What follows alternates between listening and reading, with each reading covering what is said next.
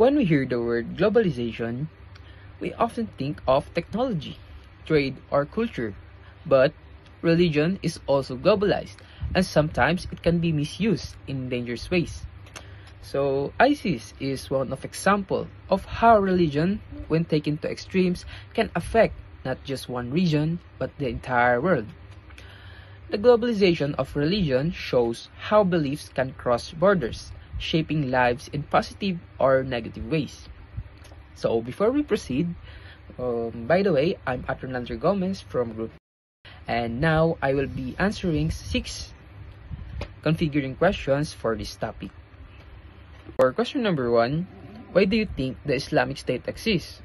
The Islamic State exists mainly because of political instability and unresolved conflicts in Iraq and Syria. The group took advantage of weak governments and ongoing rise to power. For me, their existence show how violence and ideology can mix to exploit ordinary people. They also use religion as a tool to recruit followers, even if their actions went against the true Islamic teachings.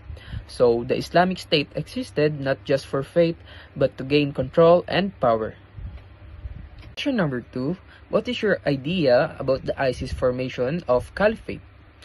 ISIS declared a caliphate to claim religious and political authority over Muslims worldwide.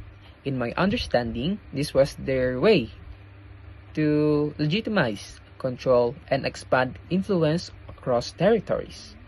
But I see that it wasn't a true Islamic caliphate, but more of a political strategy covered in religion. For me, the idea of caliphate was dangerous because it justified violence and strict laws that harmed many people. It was less about faith and more about gaining dominance. For question number 3, do you think the US campaign Operation Inherent Resolve became successful? Why or why not? The US-led campaign weakened ISIS by destroying their territories and strongholds. In my opinion, this means that the campaign was successful in terms of military goals. However, ISIS still continued to inspire terrorist attacks outside Iraq and Syria. For me, that shows the campaign was not fully successful because the ideology of ISIS remained alive. So I believe it was a partial success, effective militarily, but limited in stopping global influence. Question number 4.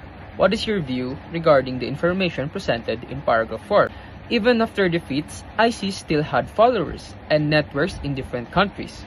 For me, this shows that fighting terrorism is not just about removing land or weapons, but also about addressing root causes. I realized that poverty, injustice, and lack of education make people vulnerable to recruitment. It also reminded me that global cooperation is needed, because one country cannot solve terrorism alone. So that is my main view for the paragraph 4. Number 5. Do you think that the fall of ISIS will do something good around the globe? Basically, yes. I think that the fall of ISIS is good for global peace, because people in Iraq and Syria were freed from extreme rule. For me, it means less fear and safer communities in areas that ISIS once controlled.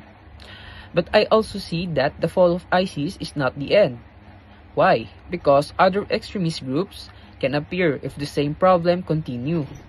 Still, I believe their defeat gave hope to many people who suffered for years. So, yes, it made a positive difference, even if challenges remain. For the last question, would you consider the rise of ISIS a threat to global peace? ISIS posed a threat to peace, not only locally, but internationally. For me, their rise was very dangerous because they inspired attacks in different countries.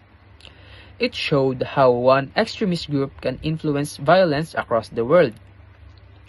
I believe that this is why many nations joined the fight against ISIS. So, my answer is yes. Their rise was truly a threat to global peace and security.